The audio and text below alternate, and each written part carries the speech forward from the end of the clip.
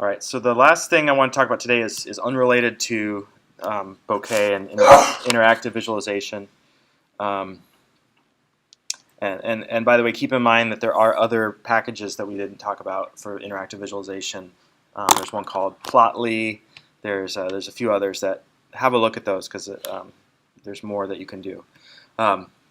So this last bit is on panels in Pandas. So this is actually where the name of Pandas comes from, panel data, or Pandas. However, panels themselves have been deprecated from Pandas, so that they're not going to be supported going forward.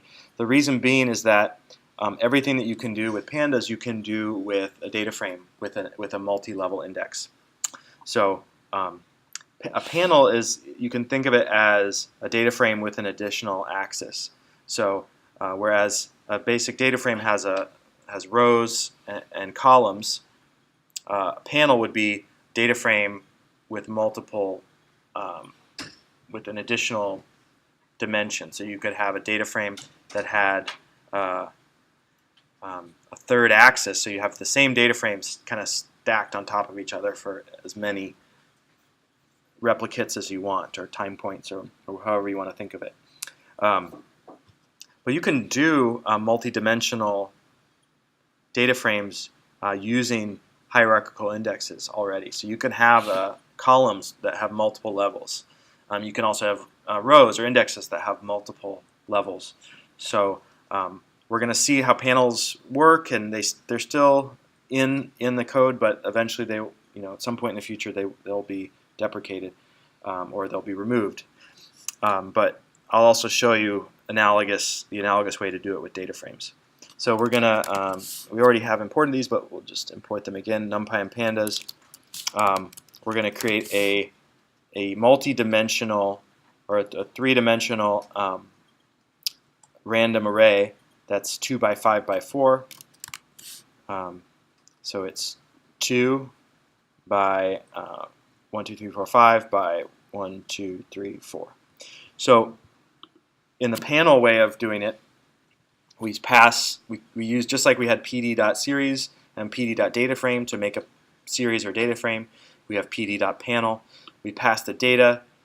We then say the items will be the first dimension. So this will be item 1, this will be item 2. The major axis will be the second dimension. This will be 1, 2, 3, 4, 5. This will be a date range. And the minor axis will be 1, 2, 3, 4. This third dimension, which will have labels A, B, C, D. So when we create that, again, it's going to say panel is deprecated and will be removed. And then what it says is that the way to represent these types of three-dimensional data are with a multi-index on a data frame. So we can use panel to data frame method, but I'm assuming that if the panel is completely deprecated, it will eventually, this won't work, because there will be no panel object to have a two-frame method. But anyway, if we look at that panel object, it doesn't show us anything if we just look at the whole object. It just tells us that it has these dimensions with these labels. If we actually want to see the data, we have to, we can use dot notation to get the first item, which is itself a data frame.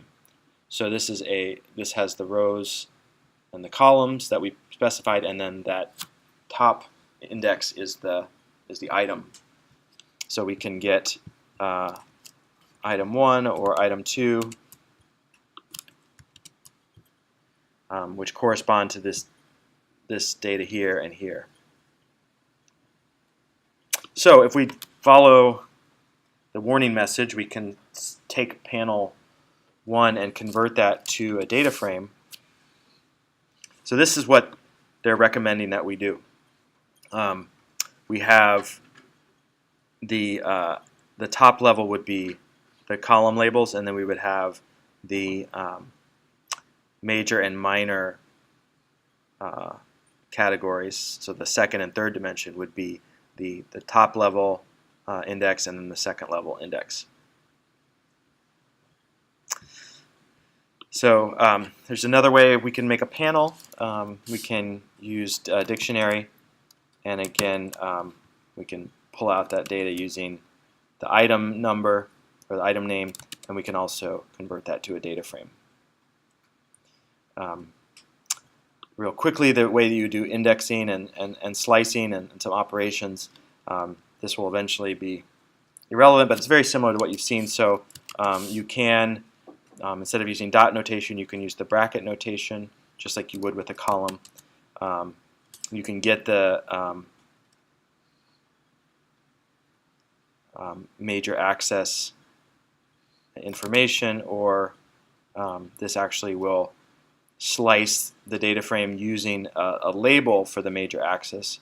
So this is kind of cool. This is a different way to slice the data, or doing the same thing but just using a numerical positional index instead of a label-based index.